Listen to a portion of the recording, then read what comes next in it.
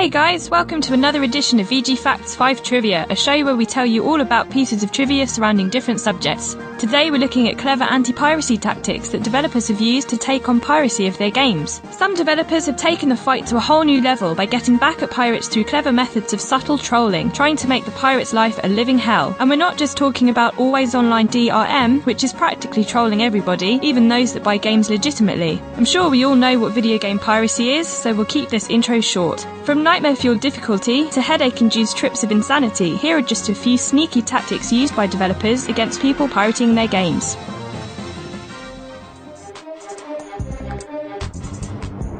People who managed to find a pirated copy of Grand Theft Auto 4 were in for a surprise after they managed to load up their copy of the game. If the game recognised that it was an illegal copy, the in-game camera would start wildly shaking as if it were a camcorder being held by a scared teenager in a horror movie. Though entirely playable from start to finish, some people who play the game may begin to feel lightheaded from the erratic movement. Not only that, but the game is near and impossibly difficult to play, making almost every single action the player takes a real struggle. Of course, as is the case with most anti-piracy of this manner, the bug was patched by pirates and it was then able to be played as if it were a legitimate copy of the game.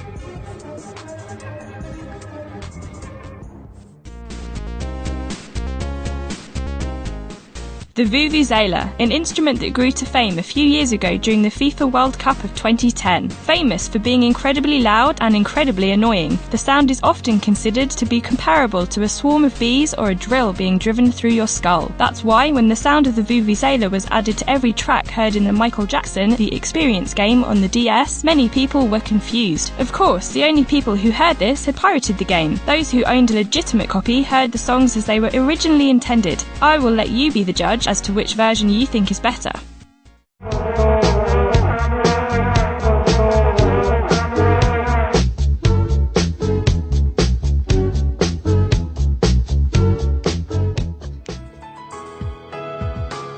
The less you know about the game Cross Days, the better. It's safe to say that this game is not something you would consider safe for work or suitable for children. What you might be interested to know about, however, is what the developers did to anyone who happened to pirate a copy of the game. Any copy that was illegally downloaded came with a Trojan virus disguised as an installer for the game, which presented a survey to players which they needed to fill out, asking them for their personal details. In addition, it would take a screenshot of whatever was on the person's screen at the time. Both this screenshot and the user's personal information was then posted online for the whole world to see. The only way of getting this taken down was by publicly admitting to illegally downloading the game. This both shamed them for their piracy ways but also their perverted ways.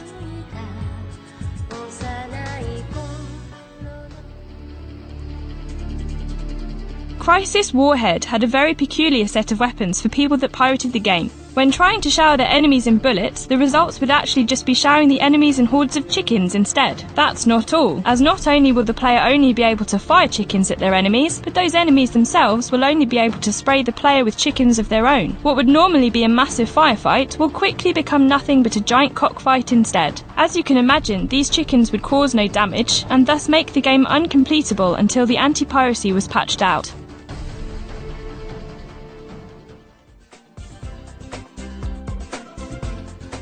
The developers of Game Dev Tycoon, a simulation game in which you take on the role of a new game development company, knew that their game would eventually be pirated. So, by giving in to the inevitable, they themselves uploaded a cracked copy for pirates to download. This has happened a few times in the games industry, but don't think that you would get away with playing the full game for free quite so easily. Just like in the real world, there are repercussions for pirating a game. In this version of Game Dev Tycoon, when you have a product released in-game, it will be extensively pirated, resulting in major losses in money and eventually losing the game due to bankruptcy. A special message is then displayed, letting the player know that the fate of their in-game company is the same for real-life developers too, due to their own real-life piracy. Many people who pirated the game would flock to forums to ask how they could stop their games created in the simulator from being pirated, some even asking if there is a way to add DRM to the developed games to stop the piracy.